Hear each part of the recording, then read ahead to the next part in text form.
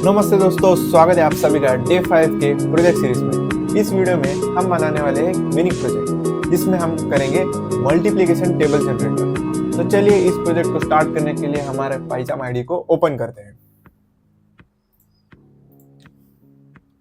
चलिए हम अभी प्रोजेक्ट को स्टार्ट करते हैं। इसमें से हमें पहले क्या करना है, एक टेबल जनरेट करना है यूजिंग अ फॉर लूप।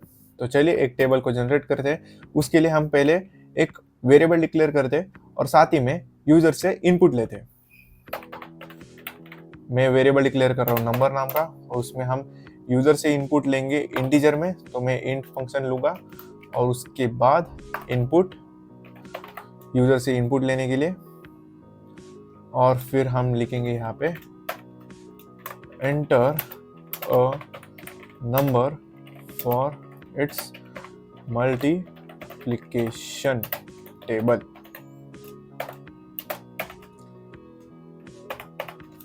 तो ये इनपुट लेने के लिए यूजर से कि हमें कौन से नंबर का मल्टीप्लिकेशन करना है, और फिर हम जनरेट करते हैं for loop for I in range 1 to let's say 11। Okay 1 to 11, और फिर हम कोलन डालेंगे। तो ये लाइन क्या कर रहा है कि आई यानी कि 1 से लेके 10 तक के नंबर्स को इसमें स्टोर कर रहा है। ठीक है, तो अब हम यहाँ पे डालेंगे टैब के साथ हम करेंगे प्रिंट एफ, और यहाँ पे हम लेंगे कर्ली ब्रेसेस में नंबर यानी कि जो कोई भी यूजर इनपुट कर रहा है उसका नंबर, और मल्टीप्लाई करने के लिए हम सिंपली यहाँ पे x दिखाएंगे यूजर को दिखाने के लिए, और यहाँ पे i दिखाएंगे इक्वल्स टू नंबर इनटू के लिए हम स्टार यूज कर दें i, और फिर कर्ली ब्रैकेट। तो चलिए अब देखते हैं कि ये प्रिंट क्या कर रहा है। रन करके देखते हैं। Enter a number for its multiplication table. तो चलिए लेट्स एंटर 2। तो जैसे कि मैंने 2 को एंटर किया, आप देख सकते हैं यहाँ पे 2 का टेबल प्रिंट हो चुका है। 2 1 2 2 2 4, और यहाँ पे हम देख सकते हैं कि ये बिल्कुल करेक्ट है। तो ये हमने किया अभी एक मल्टीप्लिकेशन टेबल को जनरेट। व्हाट इफ मुझे यहाँ पे इवन नंबर्स को भी फाइंड करना हो, तो चलिए मैं इवन नंबर्स को फाइंड करने के लिए मैं कर क्या सकता हूँ उसे जानते हैं। तो चलिए हम और एक फॉर लूप जनरेट करते हैं। फॉर नंबर, या फिर दूसरा लेते हैं कुछ, for even num in let's say range 1 to 11, यानी कि 1 से लेके 10 तक के नंबर के बीच में कौन से इवन नंबर से हम उन्हें प्रिंट करते हैं। तो हम यूज करते हैं इफ साथ ही में हम लेंगे इवन नंबर, और इवन नंबर को हम करेंगे डिवाइड बाय 2 इक्वल्स टू 0। और सॉरी, ये डिवाइड नहीं है, ये एक्चुअली एक मॉड्यूलो ऑपरेटर है। तो दोस्तों ये बेसिकली ये मॉड्यूलो ऑपरेटर करता क्या है, तो मॉड्यूलो ऑपरेटर करता क्या है कि आपके डिवीजन में जो भी रिमाइंडर है उसे वो आउटपुट जनरेट करता है। फॉर एग्जांपल यहाँ पे आता है 4, तो 4 डिवाइडेड बाय 2 हमें रिमाइंडर मिलता है 0। तो ये कंडीशन ट्रू हो जाएंगी। अगर हमारे पास यहाँ पे होता है लेट्स से 5 डिवाइडेड बाय 2, तो रिमाइंडर समथिंग क्या आएगा 1। तो चलिए हम पहले इसके बारे में देखते हैं कि मॉड्यूलो ऑपरेटर वर्क कैसे करता है। हम सिंपली क्या करेंगे, प्रिंट 5 मॉड्यूलो 2, और रन करके देखते हैं। तो आप देख सकते हैं यहाँ पे रिमाइंडर हमें 1 मिल रहा है। पर व्हाट इफ मैं यहाँ पे क्या करूँगा, मैं यहाँ पे 4 लिखूंगा और रन करके देखता हूँ। तो यहाँ पे मुझे रिमाइंडर मिल रहा है 2, यानी कि जो कोई भी इवन नंबर्स हो उन्हें फाइंड करने के लिए हम इसका यूज कर सकते हैं, और इस मेथड को भी फॉलो कर सकते हैं जो कि मैं यहाँ पे कर रहा हूँ। तो चलिए इसे अनकमेंट कर दें।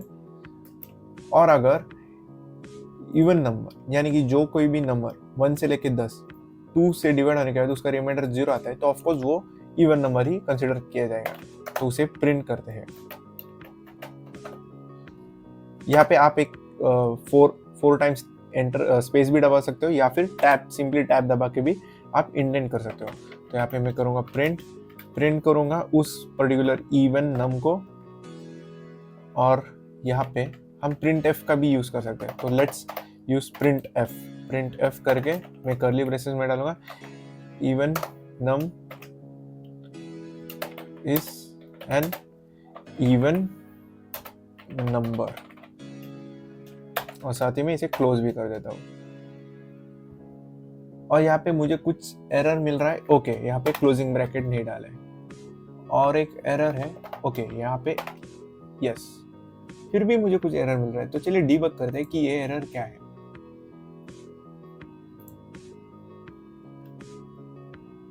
Indent expectation, yes. तो दोस्तों आपको ये बात याद रखनी है कि मैंने यहाँ पे जो टैब डाली है ये टैब बिलोंग कर रही है फिलहाल के लिए सिर्फ फॉर लूप के लिए, पर हमें ये इफ कंडीशन के अंदर डालनी है। तो यहाँ पे मुझे और एक टैब डालना होगा। तो दोस्तों आप देख सकते हो कि वो एरर चली गई।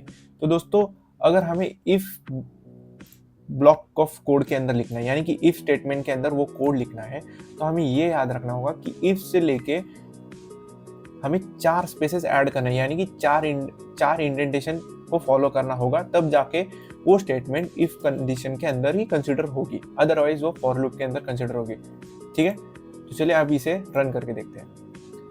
तो जैसे कि 1 से लेके 10 तक के हमें 2, 4, 6, 8 और 10 ये जितने भी इवन नंबर्स है ये प्रिंट हो चुके। लेट से हमें यहाँ पे 1 से लेके 100 तक के इवन नंबर्स चाहिए, तो मैं यहाँ पे रेंज में डालूंगा 1 से लेके 100 और इसे रन कर देता हूँ। तो आप देख सकते हैं यहाँ पे आउटपुट में 1 से लेके 100 तक के जितने भी इवन नंबर्स है वो सारे जनरेट हो चुके हैं। अब यहाँ पे 100 नहीं आया, तो हम यहाँ पे क्या कर सकते हैं दोस्तों, हम यहाँ पे 101 ले सकते हैं। तो चलिए यहाँ पे 101 लेते हैं, ब्रैकेट को क्लोज करते हैं, कोलन डाल के रन करते हैं। तो जैसे ही हमने किया आप देख सकते हैं यहाँ पे 100 भी आ चुका है। तो दोस्तों इसी के साथ हमने बनाया एक मल्टीप्लिकेशन टेबल, और साथ ही में ये भी जाना कि हम फॉर लूप्स का यूज करके हम कंडीशनल स्टेटमेंट के साथ एक particular set of numbers even है या ऑड है ये भी हम जान सकते हैं। तो दोस्तों आज हमने सीखे पाइथन में लूप्स, रेंज और उनके साथ कोड ब्लॉक्स का इस्तेमाल। ये कॉन्सेप्ट्स आपको रिपीटेटिव टास्क को ऑटोमेट करने और कोड को शॉर्ट और एफिशिएंट बनाने में मदद करेंगे। अगर वीडियो आपको पसंद आई हो तो लाइक करना ना भूलें, कमेंट में अपने डाउट्स लिखें और चैनल को सब्सक्राइब कीजिए। तब तक के लिए let's code and grow together.